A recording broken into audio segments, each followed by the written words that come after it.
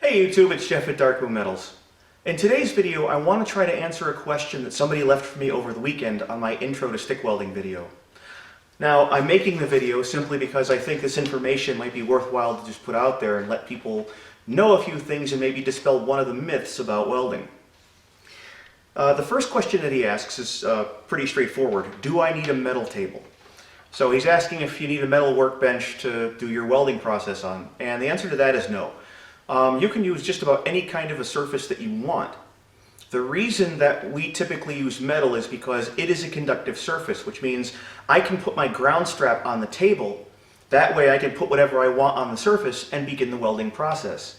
Welding on something like wood, for example, yes you can, but it also means you need to be aware that you can set that surface on fire.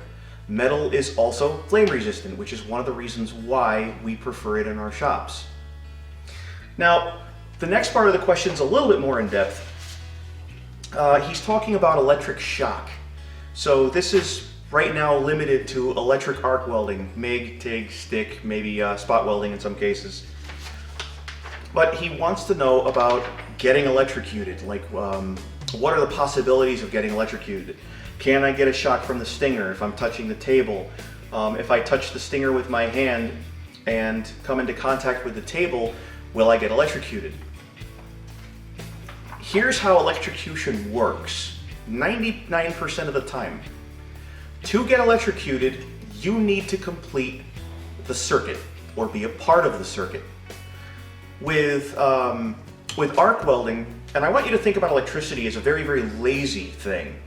And what I mean by that is electricity typically wants to travel the path of least resistance. That's why they tell you not to stand under trees during a thunderstorm, because if it were to come into contact with the tree, it's less of a distance than actually hitting the ground. Don't stand up in a field, because you're taller than the ground. You would become the path of least resistance. Plus, your body is made up of a lot of water too. So, if this machine was powered on and I'm holding my ground strap in one hand and my stinger in the other, am I going to get electrocuted? Short answer is no, I'm not. For me to get electrocuted, I would have to touch the top of the electrode itself. That means I would be knowingly completing the circuit and I would be entitled to every electric shock that comes out of this stinger. If I have the ground strap on the table and I touch the stinger, because this is a stick welder, as soon as the electrode is inside the holder, it is considered to be live. There is no trigger on this. The control of energy happens when you start the welding process, and that simply starts by scratching the surface with the electrode and initiating the arc. So if you have your ground strap connected to the metal table and you touch the stinger while in contact with the metal table, you will get an electric shock. If you are 50 feet away from the table and you touch the top of the electrode and you're not in contact with the table, there is no way that you're going to get electrocuted because you are not completing that circuit. Now, 9 times out of 10, when you receive an electric shock from a machine, it's because you've made a mistake. And I'm going to tell you about a mistake that I made, and I did get an electric zap out of it, but it wasn't enough to do anything to me. It was just a really quick pop, and it let me know that, hey, dummy, you're doing something wrong. A couple of years ago, I met a very talented artisan living in my area. In fact, she used to be Dana's Girl Scout leader. That's how the introductions were made. And she is a coppersmith. Now, if you watched my Basics of Anvils video a while back, you may remember me saying that I didn't have my own anvil at the time, and this was borrowed from a copper shop. Well, she was the one who was nice enough to let me borrow that for the purposes of filming the video. So, she makes all kinds of copper lanterns, really, really nice old rustic ones, and a couple of them even appeared in some major motion pictures, which is just awesome. I mean, I'd love to have those kind of bragging rights. But to make a long story short, what had happened is her dad taught her the process, and he made wooden jigs for holding the lantern carriages together. So he would set everything up, and then I don't know if he would braze them or what the deal was. I think they were brazed back then. But as we talked about it, she agreed that I could TIG weld them because it's a much faster process and the welds are pretty inconspicuous, which is what she was looking for. And we've been working together ever since.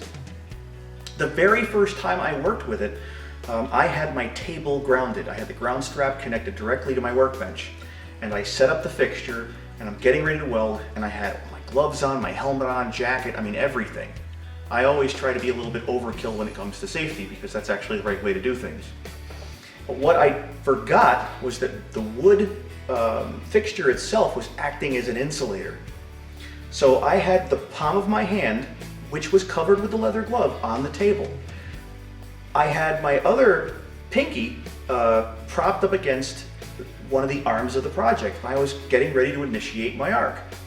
I stepped on the pedal, and the next thing I know, I got this little electric shock. I was like, whoa, what was that?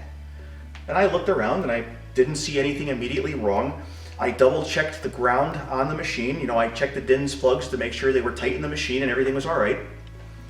I did it again. And the next time I put more power into the pedal and I got a very nasty electric shock. Now, it wasn't the type of electric shock where I woke up on the floor 2 hours later trying to figure out what was going on. But it was enough to make me stop what I was doing and take a look around and say to myself, what the heck is going on? And that's when I realized that I was an idiot and didn't connect the project to the ground. I inadvertently made myself a part of that circuit. Now, the simple fact that I was wearing the leather gloves made it so that I didn't get a very nasty electric shock. But if I wasn't wearing gloves at all and I had bare skin, it probably would have been a lot worse than it was.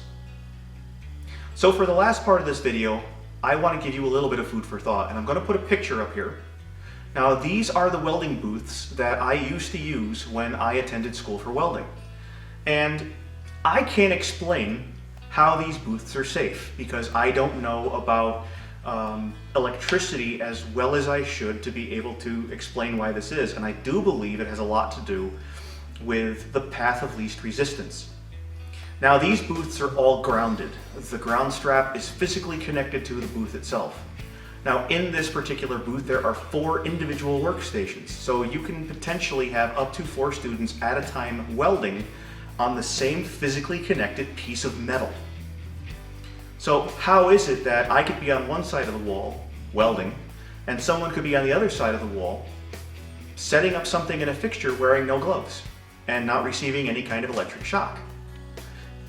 Again, based on my experience, I believe that has to do with the path of least resistance. And I do know it's a lot more complicated than that, but I'm not educated to the point where I can explain it and break it down. And I'm not ashamed to admit that. That is not my profession. But if you really want to think about something, how the heck does underwater welding work? Submerged arc welding, when there are physical scuba divers down welding on these legs of oil platforms.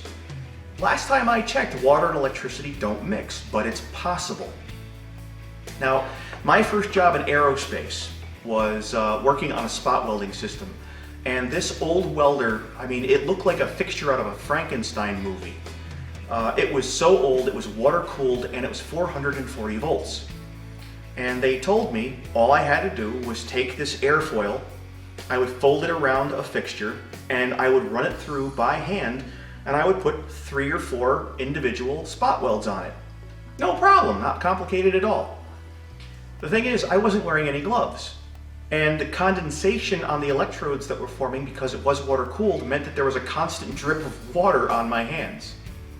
So there I am using this machine, my hands are soaking wet, and I'm running something ridiculous like 400 amps through this piece of material. And yet, I was fine, I was untouched.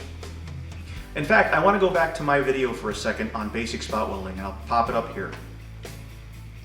In this video, I am using a 220 volt spot welder with no gloves because I know that the path of least resistance dictates that the electricity and the current is only going to flow from one tip to the other.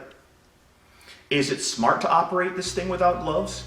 Not really. They tell you that you should be wearing gloves in the manual. They tell you that you should be wearing safety glasses even though there's no sparks. But I know through experience that I could have my hands soaking wet, and as long as I'm not barefoot in the shop standing in a puddle of water, I should be fine.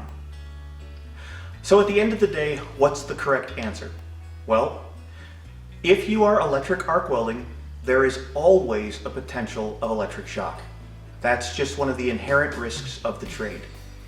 Can you do something or anything to completely eliminate that risk? The answer is no, and if anybody tells you otherwise, they're an idiot. You can do things to reduce the risk, and this is where common sense comes into play. You always want to wear the proper protective gear, no matter what you're doing. You always want to read the manual for any machine that you're operating. If you can't find the manual anywhere, you're watching this video, you have access to the internet, go find it. Trust me, it's out there somewhere. I mean, there's a vintage machinery website where I can get information on stuff that hasn't been produced in the last 80 years. So the information does exist. If you are dealing with a specific product, let's say it's Miller or ESAB, Lincoln Electric, Everlast, any one of those, Hobart, 9 times out of 10, if you go to their website, you will find a customer support hotline or a troubleshooting line. Call them. If you get an electric shock from a welding machine, turn it off, take a look around, verify that you've done everything correctly. Turn the machine on, continue welding. If it happens again, shut that thing off, call an electrician, call the manufacturer, or call somebody who's qualified to come in and assess the problem with your unit. So, what is welding safety? In the end, it's nothing but common sense. And because it's electricity, when anything deals with electricity, I want you to think about something. This is an airsoft gun, it's not a real firearm. But when we teach firearm safety to the scouts, we always tell people, don't put your hand on the trigger unless you're ready to fire. I don't care if you've taken the magazine out and you've racked it 10 times. If I hand this to someone, I want that person to consider this firearm loaded. Point it in a safe direction. It's common sense. And the thing is, we have to act that way in the shop, while we're welding, while we're using milling machines, lathes, anything else. It's all about common sense. And my final thought for this video, I want to talk about a guy that many of my generation used to enjoy watching. His name is Steve Irwin, the crocodile hunter. In fact, you can check out his shows, they're still online. And there was one episode that I remember very, very vividly where someone was bitten by a snake. And he sat down and talked to that individual.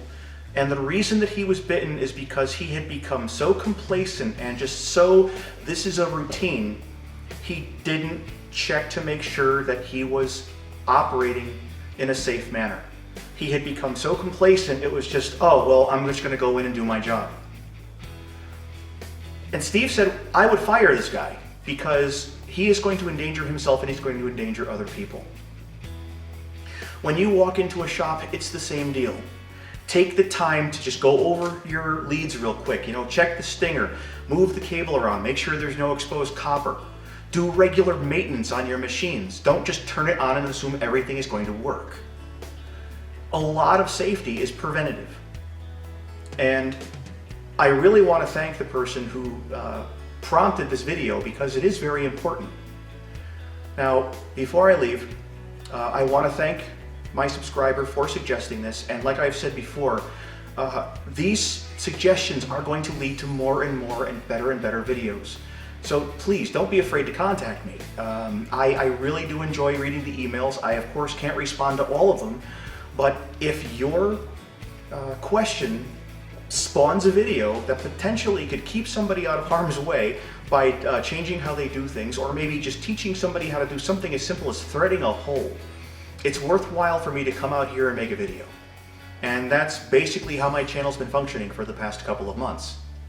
So I hope you enjoyed the video. I hope you will definitely take something away from it. And until the next one, this has been Jeff at Darkmoon Metals, and I will see you again soon.